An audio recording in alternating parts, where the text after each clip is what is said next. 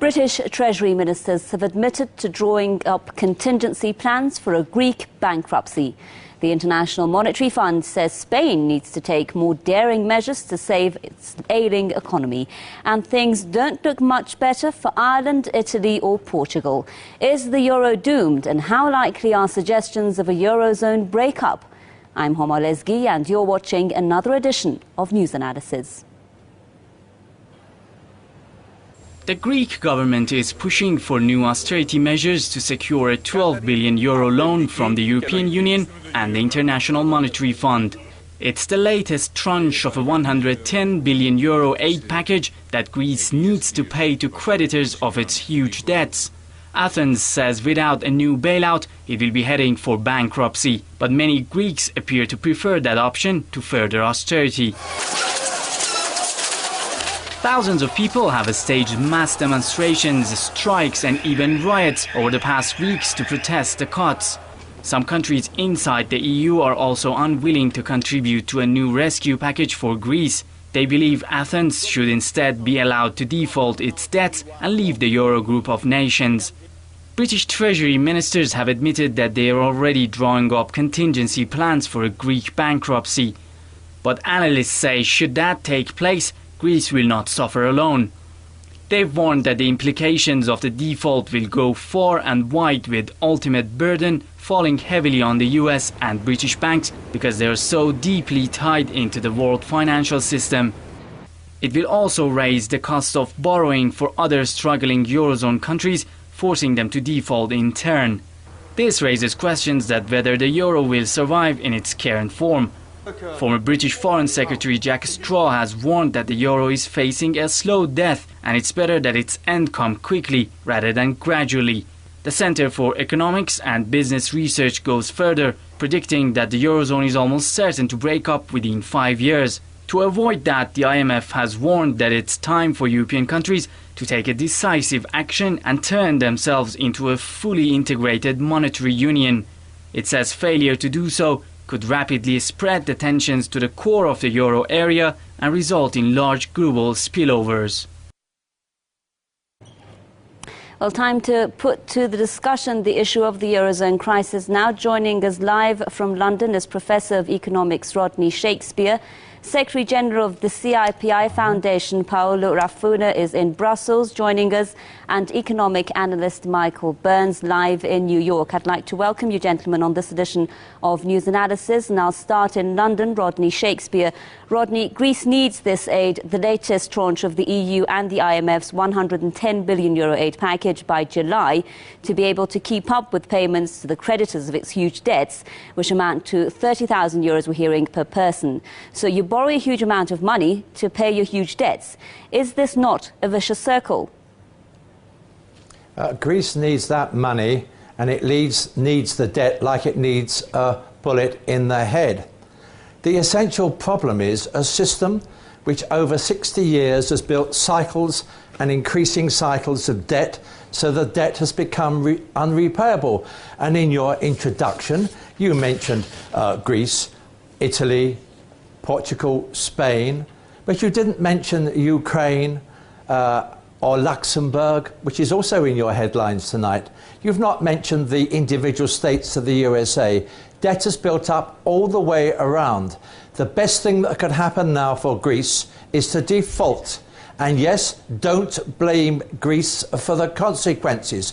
Greece is a tiny little ant on a crumbling structure built on sand, and the water is now coming round, so the whole thing's about to disperse.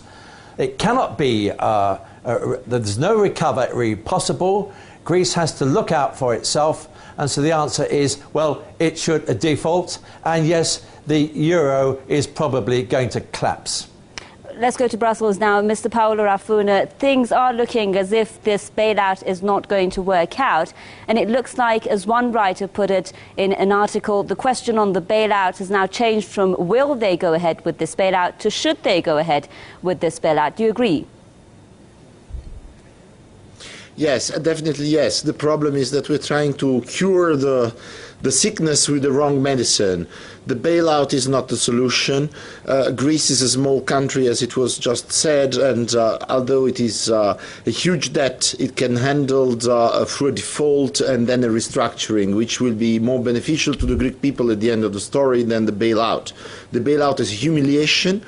This country will be physically there, but governed from somewhere else, notably from the other capitals of Europe, particularly from Berlin and Paris. And this is really something which will not be beneficiary to the euro itself. The euro cannot continue as a viable currency without a political union. But the political union cannot be reached using these sort of imposing tricks as the one for the Greek crisis. And Michael Burns, just speaking about that bailout option, one think tank in London said that far from protecting Europe, this second bailout of Greece is likely to cost the Eurozone taxpayers 3 times the amount of the original money. And Britain's in the Treasury ministers in Britain have admitted that they're already drawing up contingency plans for a Greek bankruptcy. So is a consensus building, Michael Burns, that there is no rescue for Greece now? The consensus is certainly building among policymakers, but I suggest it's also building among people of the different countries in the European community.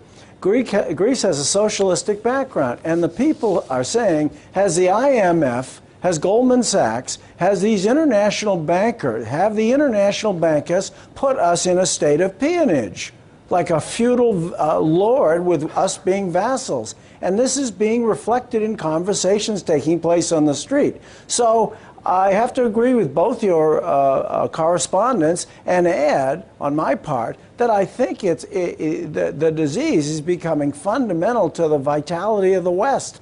What kind of society, multicultural, multipolar society do we have when all our citizens are in debt way beyond their ability to service or pay or ever extinguish that debt? Rodney Shakespeare, speaking now of what Greece is going to do in the face of this situation. You referred in your earlier remarks that it should be better that it goes into default. Now that it looks like bailouts are not helping, does that mean Greece is going to default? Or will there be, you think, first a restructuring of the debt, or will Greece rather leave the Eurozone as being feared?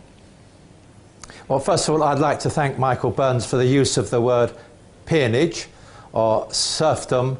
Wonderful words. They mean that a population will be in debt for the whole of their lives and for the generations after their lives and the generations to come.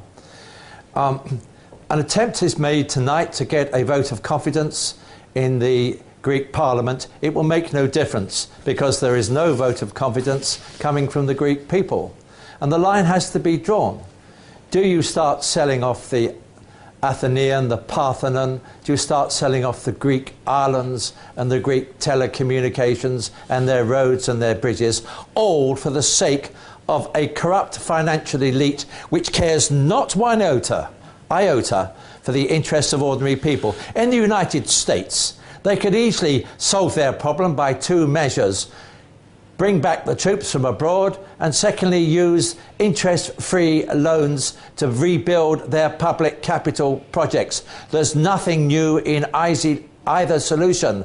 But in the USA, the views of the elites have come to dominate the politics. They control the politics by the need of politics to have donations from the elite. And so there is no hope for the USA in this matter. By the end of the year, they'll be having riots in the same way as Greece. And they, of course, will also be moving towards fascism as they use an extreme violence and surveillance to control the population. Right, You're so looking, as Michael Burns has said, at a collapsing system. Sorry for jumping in, Rodney. So do you think that Greece would be better off to come out of the Eurozone and to withdraw from using the euro? Do you think that is a good option for Greece?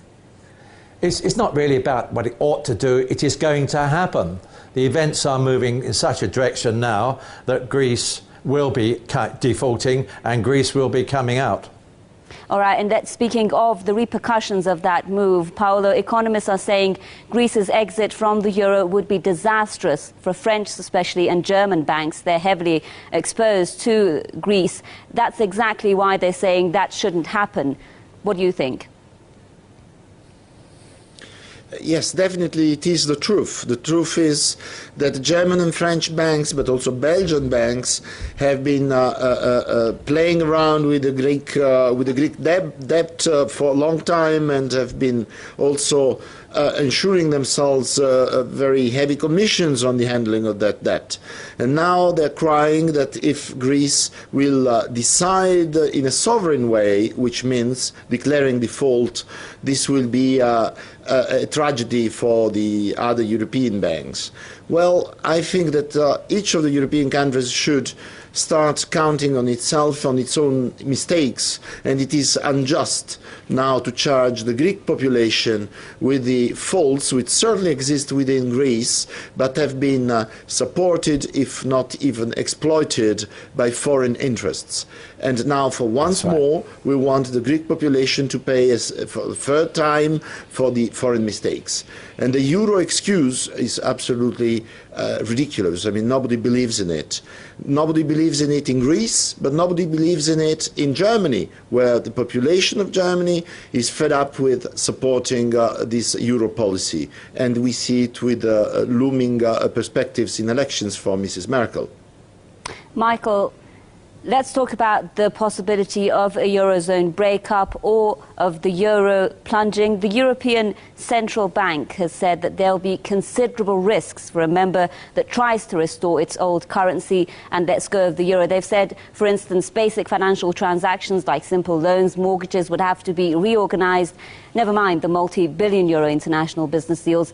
But other economists, on the other hand, would argue that this would actually help these countries pay off their debts, as the value of their currency would plunge against the euro. What do you think is the right way forward here? And would you agree with that argument that actually it would put further risks in the face of those countries that try to go back to their old currencies?